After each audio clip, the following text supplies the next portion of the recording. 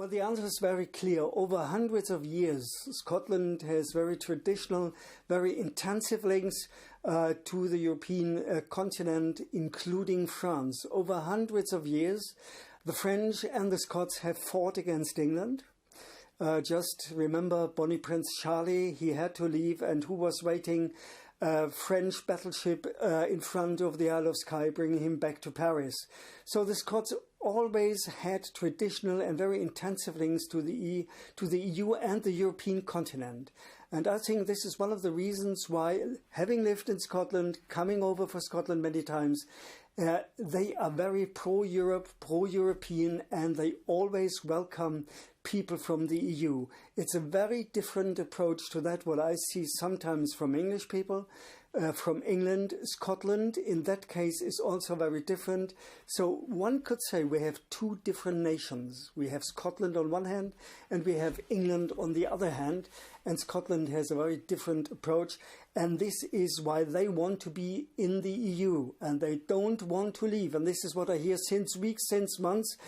If the English decide they want to leave the EU, the Scots want to stay in, and this is confirmed political from all Scottish parties. It's confirmed by Scots. It's confirmed by Scotland's First Minister. So there's no doubt Scotland wants to stay in the EU. Well, the atmosphere on one hand is very undecided. I think it's now getting to the point that Scots and also the English really start to think about what it really means to leave the EU. You know, sometimes it's very normal that you can leave Scotland, fly to Italy, fly to Romania, fly to Ireland, and you don't need a passport. You don't need anything, because this is what they call free movement of the people.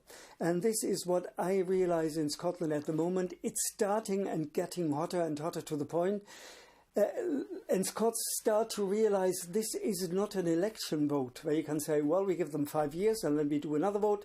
No, this time it's about the final decision to stay in the EU or to leave it. And now many people start to think about the advantages and disadvantages, and it's hotting up. And I think Scots, knowing them for many years, will take a final decision 2 to 3 days ahead of the vote. Well, the consequences would be very clear, and the German finance minister, Wolfgang Schäuble, just has said it on BBC television last week. And this is one very important sentence, and I think the Brits should really believe him. In is in, and out is out. Meaning, if you are in, you have all the advantages. If you are out, nobody knows, but it could be harsh consequences from free movement of the people, which would be finished, having no longer EU passport, and this is now getting to the people. I already said there's a difference between England, Wales, Northern Ireland and Scotland. If I look to Scotland, at the moment, all votes are telling me 56 to 70% of the Scots will vote to stay and remain in the EU. The Northern Irish are at the figure of 60% at the moment, and the Welsh are a bit more than 50%. So that could still swing from one point to the other. While the English, what I see from the polls, are very clearly for Brexit, for an exit of the EU. So we are not sure what that means. If the three Celtic nations, Wales, Northern Ireland and Scotland, would vote against the Brexit, and the English would vote for leaving the EU, then it could happen that all three nations, Wales, Northern Ireland and Scotland, could overrule the English. And that would be very interesting, but that depends on the vote in the night between the 23rd and the 24th. So I think the EU is still waiting what is happening in the United Kingdom.